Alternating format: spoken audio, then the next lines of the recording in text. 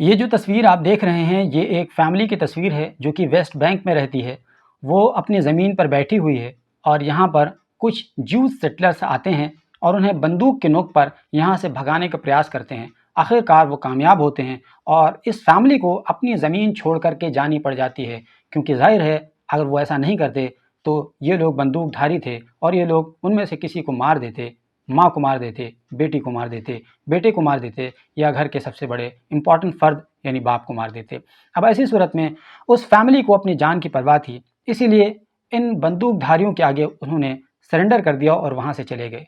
ये तो एक तस्वीर थी, आपको लगता है कि एक मामूली सी तस्वीर है, लेकिन ये एक मामूली सी तस्वीर नहीं है, बल्कि ये एक तस्वीर है जो दिखाती है कि ज्यू सेटलर्स कितने बड़े क्रूअल हो सकते हैं, कितने बड़े निर्दयी हो सकते हैं और इनक्रोचर्स हो सकते हैं कि किसी की ज़मीन को ज़बरदस्ती हथियारों के दम पर इनक्रोच कर रहे हैं और फिर वहाँ जाकर अपनी आबादी बसा रहे हैं। और ये सब कुछ हो रहा है हुकूमत की पुष्पनाही में। कमोबेश हर जगह जाकर के यही स्ट्रेटजी अपनाते हैं और फिर उसके बाद में ये लोग उस पूरे इलाके पर कब्जा कर लेते हैं और धीरे धीरे देखते देखते एक पूरी आबादी बस जाती है। आप इस तस्वीर में देख सकते हैं कि किस तरीके से इनक्रोच की गई अरबों की ज़मीन पर ये तमाम घर हैं जो आपको खूबसूरत इमारतों की शक्ल में नज़र आ रहे हैं, लेकिन दरअसल ये इनक्रोचर्स हैं। इन्होंने अरबों की ज़मीन पर उनको भगा करके उनकी ज़मीन पर ये तमाम इमारतें खड़ी कर रखी हैं। आपको बता दें कि कमोबेश इसी तरह की तस्वीर ये पूरे वेस्ट बैंक में धीरे धीरे इख्तियार करना चाहते हैं, ताकि वेस्ट बैंक के इलाके को छलनी कर दिया जाए और ज़्यादा से ज़्यादा ज्यूज़ को सेटल कर दिया जाए मुसलमानों की बस्तियों में, ताकि मुसलमानों को यहाँ से धीरे धीरे भगा दिया जाए। यानी जब खुद ही उनकी आबादी कम हो जाएगी तो वो डर के मारे खुद ही ऐसी जगह पर चले जाएंगे जहाँ उनके लिए सिक्योरिटी का कंसर्न नहीं होगा। तो इसी वजह से ये जानबूझ करके हुकूमत की पुष्पनाही में ज्यूज सेटलर्स लगातार वेस्ट बैंक के इलाके में मुसलमानों की आबादी में घुसकर ताकत के बलबूते पर उनको वहाँ से भगा करके उनकी ज़मीनों पर कब्जा कर रहे हैं और हुकूमत की पुष्पनाही में इमारतें तैयार हो रही हैं। लेकिन पूरी दुनिया को ये बात सोचनी पड़ेगी, समझनी पड़ेगी कि इजराइल के सेटलर्स जो हैं वो लगातार हुकूमत की पुष्पनाही में काम कर रहे हैं और दुनिया में इस तरह की तस्वीरें गर्दिश करती हैं, लेकिन किसी के कानों पर जूं तक नहीं रेंगती और लोगों को लगता है कि हमास के लोग एग्रेसिव हैं, हिंसा का सहारा लेते हैं, वेस्ट बैंक के पैलेस्टीनियंस बच्चे ये एग्रेसिव हैं, हिंसा का सहारा लेते हैं।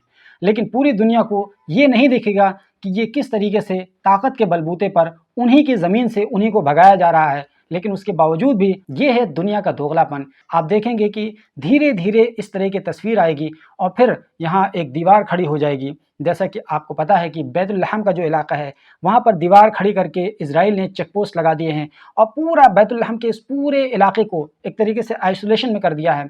इसी तरीके से गज़ा के इस पूरे इलाके को दीवार खड़ी करके आइसोलेशन में कर दिया है। बिल्कुल इसी तरीके से वेस्ट बैंक के इलाके पर भी दीवार खड़ी करके उसमें आइसोलेशन पैदा कर दिया है। हालांकि अभी भी कुछ बहुत सारे आबादी ऐसी इलाके ऐसे हैं जहाँ पर वो दीवार ठीक से नहीं खड़ी कर पाए हैं, तो वहाँ पर वो जब दीवार खड़ी कर ले जाएंगे तो बिल्कुल बैतुल लहम गज़ा की तरीके से वेस्ट बैंक के भी इलाके को पूरी तरीके से आइसोलेट कर देंगे। और वो लोग अगर फिर इस टेरिटरी में आना चाहेंगे, जेरूशलम की टेरिटरी में आना चाहेंगे, तो उनको परमिशन इजरायली फोर्सेस देंगी। यानी एक तरीके से अपनी ही सरजमीन पर वो लोग विदेशी हो जाएंगे, दोहरी नागरिकता के शिकार हो जाएंगे। ये है इज़राइल की स्ट्रेटजी, ये है इज़राइल की हिकमत अमली। उसके बावजूद दुनिया इसे इज़राइल का हक बताती है और जब इज़राइली फोर्सेस पर हमला होता है तो दुनिया कहती है कि इज़राइल को अपने डिफेंस करने का हक हासिल है। ये है इज़राइल का असली चेहरा है और यही है दुनिया का भी असली चेहरा। आपको क्या लगता है इस पूरी तस्वीर पर? आप हमें कमेंट बॉक्स में अपनी राय ज़रूर दीजिए और हमारे चैनल पर पहली बार आए हैं तो प्लीज़ ज़रूर सब्सक्राइब कर लीजिए।